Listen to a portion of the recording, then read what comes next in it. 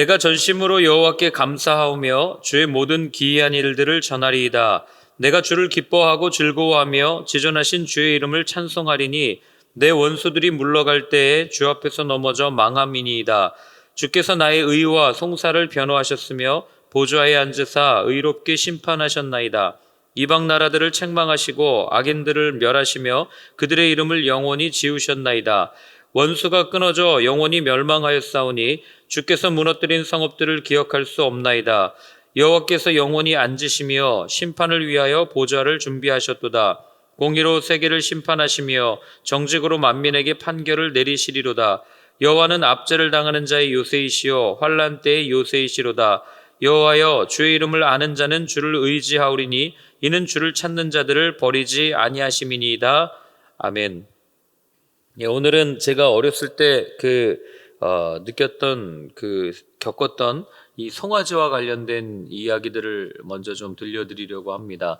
어린 시절 시골에서 이렇게 놀러 갈 때, 이렇게 방학 때마다 시골에 내려가서 오랜 기간 있은 적이 있었는데, 그때 이렇게 보면은 소가 태어납니다. 그러면 이 송아지를 어떻게 하냐면 처음에는 어미소 곁에 그냥 둬요. 그래서 어미가 이 송아지를 또 이렇게 보살피도록 하다가 일정 기간이 지나면 이 송아지가 이제 소로 이렇게 마치 사람이 성인식을 하듯이 그렇게 통과하는 하나의 의식이 있습니다. 의례가 있어요. 이게 뭐냐면 대나무에다가 참기름이나 이런 기름을 막 발라가지고 코 요 사이에, 송아지 요 사이에 있는 연골에다가 그 대나무를 순식간에 확 뚫는 거죠. 그래서 여러분들이 아는 것처럼 거기에다가 이 뚫에 고삐를 끼기 위해서 이 송아지의 코 연골을 이렇게 확 뚫는 것들을 보게 됩니다. 얼마나 아플까 이런 생각을 한 적이 있는데, 그런데 여러분, 우리가 소를 볼 때 이 소가 굉장히 충성심 있고 주인에게 잘 순종하는 것처럼 이렇게 우리가 생각을 하지만 우직한 동물이다 뭐 이렇게 생각하지만 사실 송아지 때의 모습은 그렇지가 않아요. 주인의 말을 잘 듣지 않습니다. 여기저기 뛰어다니기도 하고 자기 멋대로 행동하기도 해요. 그래서 그때부터 이제 소를 길들이기 시작을 하는 거죠. 그래서 요걸 뚫는 거예요. 요걸 뚫고 주인이 오른쪽으로 당기면 소가 왼쪽으로 가고 싶어도 오른쪽으로 갑니다. 여기가 아프니까요. 그리고 또 자기가 앞으로 가고 싶어도 주인이 땡기고 있으면 가지 않는 그런 훈련들을 하는 거죠. 그런데 재미난 건 뭐냐면 이 소가 만약에 이 태생이 여기가 두꺼운 소들이 있어요. 그래서 고삐를 못 뚫는 소들이 있습니다. 그런 소나 아니면 고삐를 뚫기 싫어하는 소는 여러분 어떻게 되는지 아십니까? 결국에는 어느 정도 이렇게 조금 크기가 된 다음에는 바로 도살장으로 끌려가는 그런 소의 모습을 본 적이 있어요. 제가 이 모습을 보면서 문득 이 모습을 딱 어린 시절에 보았던 이 모습을 떠올리면서 제가 은혜를 받았던 적이 있습니다. 굉장히 많이 힘들었었던 때였어요. 뭐 여기저기 말하고 다니기도 어려운 거였고, 그 다음에 또 정말 하나님이 계시는가? 하나님이 내 인생을 경영하고 계시나? 하나님이 내 인생을 주목하고 계시나? 뭐 이런 생각이 들면서 굉장히 힘들었던 그런 때였는데, 그때 이 이미지가 탁 떠오르면서 이게 그리스도인의 삶과 같겠구나라는 생각을 하는 거죠. 제가 그때 겪었던 고민 중에 한 가지가, 내가 하나님의 말씀대로 살려고 하는데 이 말씀대로 사는 게 왜 이렇게 힘듭니까? 하나님, 그냥 좀 때로는 내 본성대로, 내 느낌대로, 내가 안에 있는 대로, 내가 배워온 대로 그냥 내 마음대로 좀 살면 안 되겠습니까? 뭐 이런 여러 가지 갈등과 고민을 하던 시기였습니다. 그때 이 이미지가 떠오르면서 느낀 게, 여러분, 송아지가 그 연골을 뚫을 때 얼마나 아프겠어요? 얼마나 힘들겠어요? 그리고 얼마나 도망치고 싶겠습니까? 그러나 이걸 뚫고 난 이후에 주인에게 길들여져서 주인이 원하는 삶을 살아갈 때 결국 그 소는 평생토록 주인 옆에서 주인과 함께 동행하면서 주인의 뜻을 이루어가는 그런 아름다운 삶을 살아가는 것을 우리는 보게 되지 않습니까? 마찬가지로 우리가 하나님의 뜻을 따라 살아가려고 할 때 우리는 하나님의 말씀으로 이 고삐를 뚫어야 되는 거예요. 하나님이 우리에게 그 말씀의 고삐를 뚫어놓고 하나님께서 오른쪽으로 이끄실 때 우리는 오른쪽으로 가고, 하나님께서 왼쪽으로 이끄실 때 비록 나는 오른쪽으로 가고 싶어도 왼쪽으로 가게 되는, 그게 처음에는 아프고 쓰라리고 고통스럽지만 그러나 그것을 잘 견디고 난 이후에는 하나님께서 원하시는 하나님의 일들을 감당하는 그런 사람들의 모습으로 하나님께서 이렇게 차츰차츰 변화시켜 주신다는 거죠. 그걸 우리는 그리스도인의 성화라고 이야기합니다. 하나님의 말씀으로 충만해지는 상태죠. 오늘 읽은 시편 9편이 바로 그렇게 하나님의 말씀으로 체화된 사람들, 하나님의 말씀으로 이렇게 고삐를 끼운 사람들에게 주시는 하나님의 은혜를 노래하고 있는 시편입니다. 자, 우리 1절부터 3절까지를 한번 같이 읽어보겠습니다. 내가 전심으로 여호와께 감사하오며 주의 모든 기이한 일들을 전하리이다. 내가 주를 기뻐하고 즐거워하며 지존하신 주의 이름을 찬송하리니 내 원수들이 물러갈 때에 주 앞에서 넘어져 망함이니이다. 아멘. 자, 지금 다윗이 어떤 노래를 부르고 있는 거예요? 거기 보면 내가 전심으로 여호와께 감사하고 그 다음에 그 감사한 이유가 붙습니다. 주의 모든 기이한 일을 행하겠습니다. 이렇게 이야기를 하는 거죠. 주의 모든 기이한 일을 행하겠습니다. 전하겠습니다. 여러분, 하나님께서 행하신 기이한 일이 뭐겠어요? 다윗의 입장에서 똑같은 거죠. 고난 가운데 처해 있을 때, 어려움 가운데 처해 있을 때 주님께서 나를 그냥 내버려 두지 않으시고 광야 한가운데 있을 때에도 사울 왕이 나를 지명수배자로 내려서 내가 전국에 이렇게 도망 다니는 도망자의 신세가 되었을 때에도 아들이 나를 쫓아내서 내가 쫓겨갈 때에도 또 많은 대적들이 일어나서 나를 해하려 할 때에도 다윗은 어떻게 했습니까? 그 가운데 하나님을 의지했잖아요. 그랬더니 하나님께서 이루어 주셨고 하나님께서 그 대적들을 넘어뜨리는 것들을 다윗은 경험했던 거죠. 그래서 오죽 얼마나 신나면 여기 보면은 뭐라고 되어 있습니까? 내 원수들이 물러갈 때 주 앞에서 넘어져 망함이다, 이렇게 표현을 하는 거예요. 원수들이 물러가는데 내 힘으로 물리친 것이 아니라 하나님께서 물리쳐 주셨기 때문에 그들이 어떻게 한다고요? 주 앞에서 넘어져 망한다, 이렇게 표현하는 거예요. 자기의 의지와 자기의 지혜를 이렇게 신뢰했던 그들이 결국에는 하나님의 치심, 하나님의 이 능력 앞에서 넘어져 가지고 아무것도 할 수 없는 그런 상태를 다윗이 노래하고 있는 겁니다. 그러니 다윗은 어떤 하나님을 찬양한 거예요?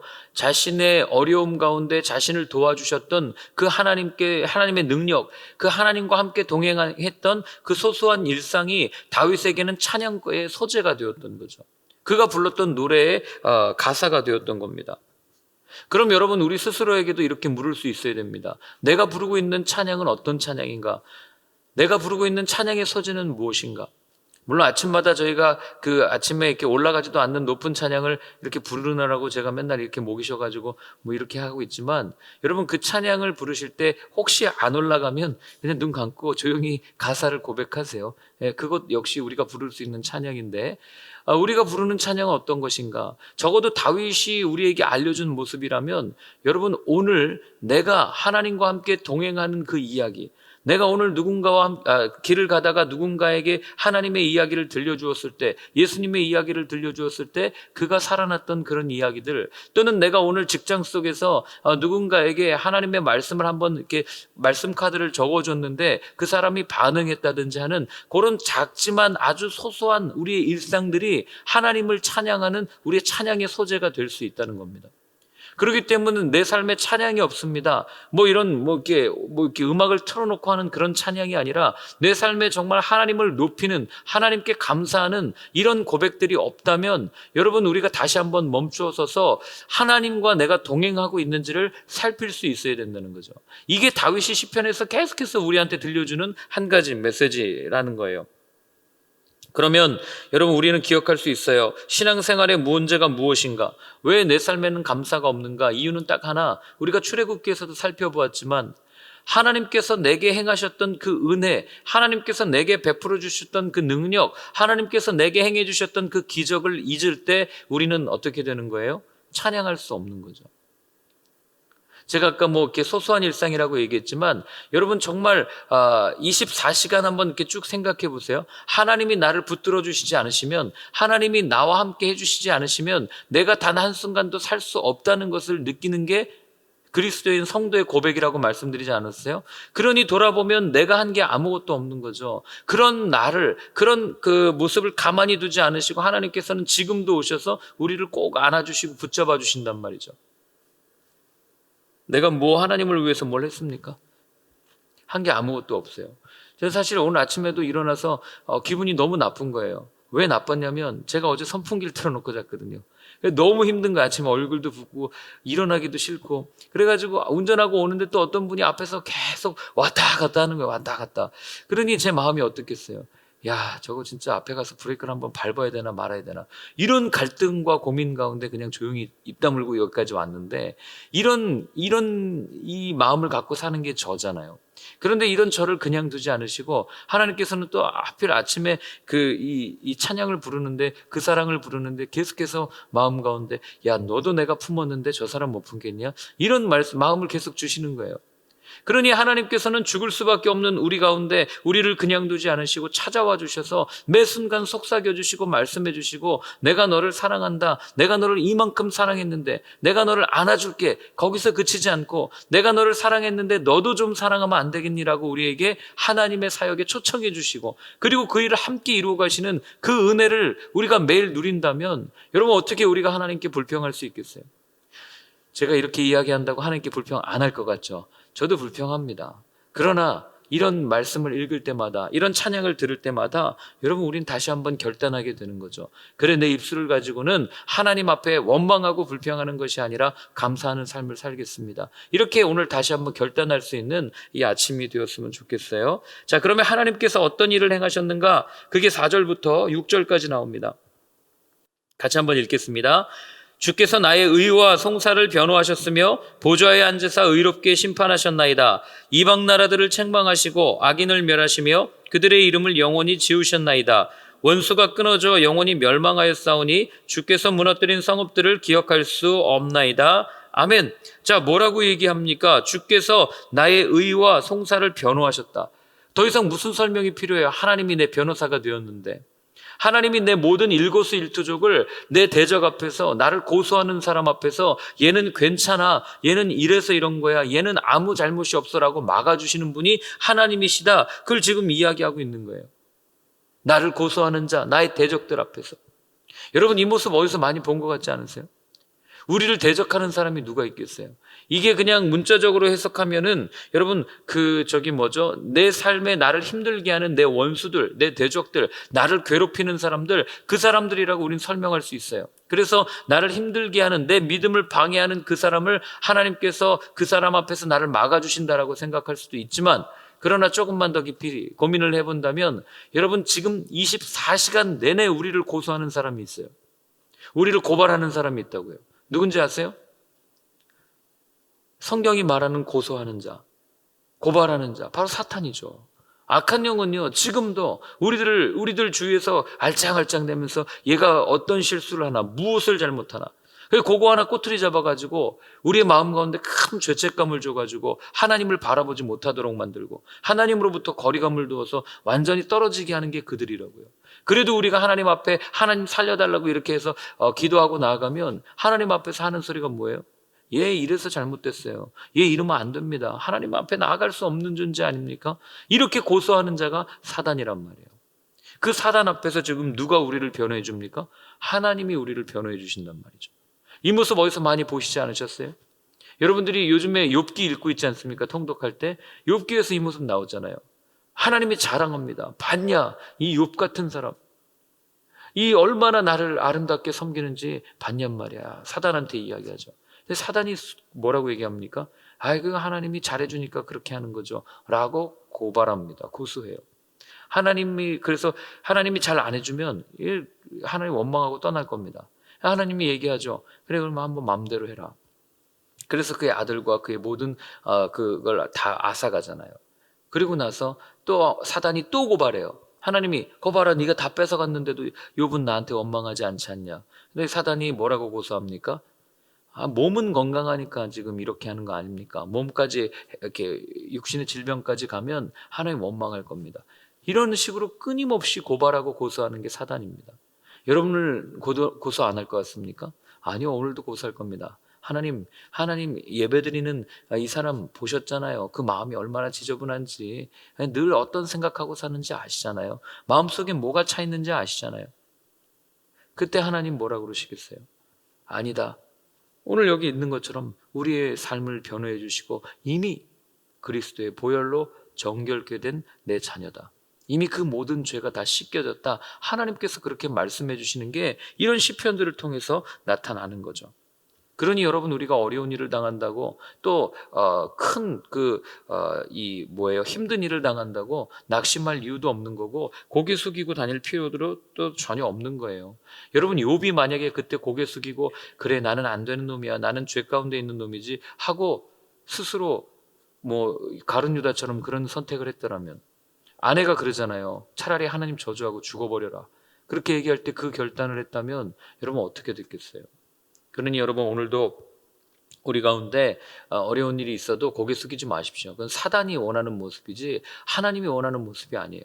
하나님이 원하는 모습은 비록 우리가 그런 죄 가운데 앉아있다 할지라도 그리스도 앞으로 나오기만 하면, 그리스도의 보혈을 은혜를 입기만 하면 여러분 다시 한번 눈을 들어 주님을 바라보면서 당당하게 사단에게 아유 이 자식이 이러면서 명령하면서 나갈 수 있는 게 우리의 존재란 말이에요. 그게 하나님이 우리를 그렇게 만들어 주셨고 이미 예수님께서 그렇게 행하셨단 말이죠.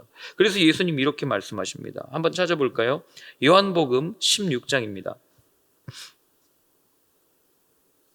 요한복음 16장 33절 말씀이거든요.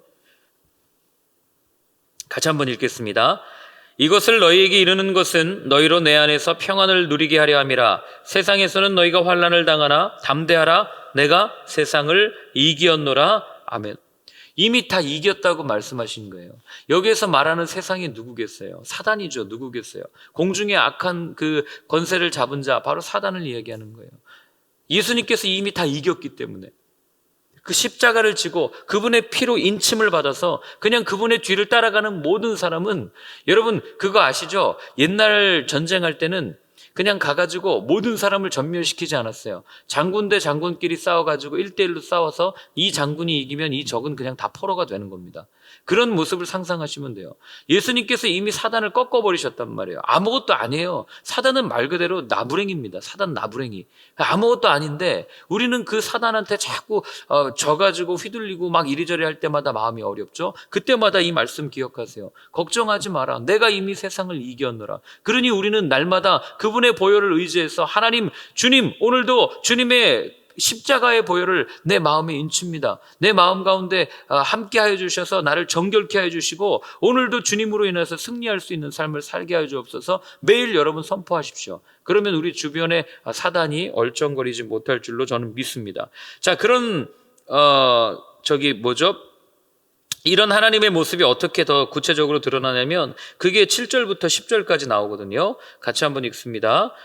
여호와께서 영원히 앉으시며 심판을 위하여 보좌를 준비하셨도다. 공의로 세계를 심판하시며 정직으로 만민에게 판결을 내리시리로다. 여호와는 압제를 당하는 자의 요새이시여 환난 때의 요새이시로다. 여호와여, 주의 이름을 아는 자는 주를 의지하오리니 이는 주는 주를 찾는 자들을 버리지 아니하심이니이다. 아멘. 자, 오늘 여기 보세요. 하나님께서 여러분 우리를 어떻게 보호하십니까? 여기 보면은 심판을 위하여 보좌를 준비하셨도다. 그 다음에 압제를 당하는 자의 요새시고 환난 때의 요새시고 주를 아는 자를 주를 찾는 자들을 버리지 않는다. 뭐 이런 식으로 표현하고 있죠. 한마디로 얘기하면 하나님께서 당신의 뜻을 이루시기까지 우리를 끝까지 포기하지 않으시고 끝까지 버리지 않으신다는 말씀을 이렇게 장황하게 지금 적어 놓은 거예요. 다윗이. 하나님이 우리를 포기하지 않으신다. 여러분, 다윗도 여기 보면은 그래서 그러잖아요. 주의 이름을 아는 자는 주를 의지하오리니. 이게 누구겠어요? 다 자기 자신이겠죠. 하나님을 알았기 때문에, 하나님을 경험했기 때문에 하나님을 의지할 수밖에 없었던 거예요. 그런데 그 다음이 더 중요해요. 내가 하나님을 의지했더니 하나님께서 어떻게 하신다고요? 주님을 앞에 나오는 사람, 주를 의지하는 사람을 포기하지 않으시고 버리지 않으십니다. 이 버리다는 단어를 다윗이 쓰고 있는 걸 보게 되는 거죠. 여러분, 이게 하나님의 사랑이에요. 하나님의 사랑은 우리의 겉모습, 우리의 어떤 행위, 이것에 따라서 내가 너를 버릴 거야, 내가 너를 포기할 거야, 이게 아니라고요. 우리의 겉모습을 가지고, 우리의 행위를 가지고 그렇게 하는 거였다면 여러분, 이미 우리는 다 지옥에 떨어져도 무방했을 사람들 아닙니까? 그러나 하나님은 어떻게 해요? 그 모든 행위 가운데 있는 그 마음의 중심을 보시고 그 마음을 완전히 돌려서 하나님 안에 거하게 하시고 하나님의 보혈로 완전히 정결케 해주시고, 그리고 이럴 때마다 주님을 찾을 때마다 주님께서 친히 찾아와 주셔서 우리 모든 무거운 짐들을 감당해 주시는 그런 주님, 그 사랑 앞에서 다윗은 이런 고백을 드릴 수밖에 없다는 거죠. 아까도 제가 그 변호하시는 하나님, 오늘도 여기 보면은 보좌를 준비하시고 심판을 하시고 판결을 내리시고 이런 법원, 이 법적인 용어들이 많이 나오는데, 여러분, 하나님이 우리의 변호사가 되어주신다는 이 말보다 더 큰 위로와 은혜가 어디 있어요? 근데 하나님이 어떻게 우리의 변호사가 되어주십니까? 여러분, 변호사가 된다는 얘기는 제가 아무리 어떤 잘못을 저질러서 다 막아준다는 얘기 아니에요. 그런데 하나님은 오늘도 우리의 변호사가 되어주신단 말이에요. 이 변호사라는 단어가 헬라어로 무슨 단어인지 아세요? 파라클레토스라는 단어예요. 파라클레토스.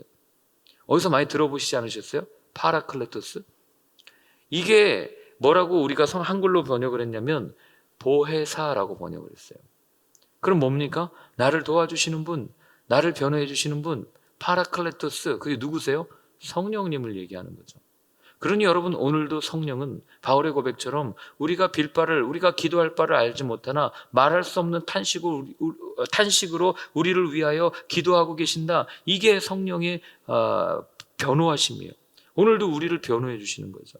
저희가 잘못된 길로 갔을 때 아닙니다, 하나님. 잘못된 길로 간 게 아니라 잠깐 넘어진 겁니다. 다시 일으켜주면 하나님을 향해서 달려갈 수 있습니다. 이런 변호를 해주시는 것이 성령님이라는 거죠. 그럼 여러분 생각해 보세요. 성령이 누굽니까? 하나님의 영이죠. 그럼 우리는 왜 하나님의 사랑이라고 표현하는지 알게 되는 거죠. 하나님께서 심판하시는데 하나님께서 하나님의 영이 우리를 막아주시고, 결국 그 얘기는 뭐예요? 그 어떤 것도 하나님 앞에서 우리를 고발할 수 있는 게 없다. 이걸 오늘 우리에게 들려주시는 거란 말이죠. 우리는 하나님을 굉장히 무섭게 생각합니다. 심판하시는 분이고 두려운 분이라고 생각해요. 그러나 그렇지 않다는 것. 하나님은 지금도 우리를 보호해 주시고 변호해 주시고 스스로가. 그러니 당신이 심판하는데 당신이 우리를 변호해 줘요. 그럼 무슨 말이 더 필요하겠냐고요. 이걸 뭐 그렇다고 완전히 심판에서 해방되었습니다? 심판에서 해방됐죠. 이미 예수 그리스도의 보혈로. 이걸 놓치면 여러분, 우리가 신앙생활하면서 벌벌벌 떨면서 신앙생활할 수밖에 없다는 거예요. 이런 하나님의 사랑을 바울은 이렇게 노래합니다. 우리 로마서 한번 찾아볼까요? 로마서 8장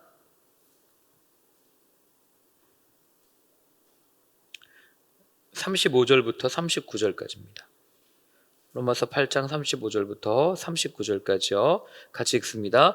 누가 우리를 그리스도의 사랑에서 끊으리요? 환난이나 공고나 박해나 기근이나 적신이나 위험이나 칼이랴. 기록된 바 우리가 종일 주를 위하여 죽임을 당하게 되며 도살당할 양같이 여김을 받았나이다 함과 같으니라.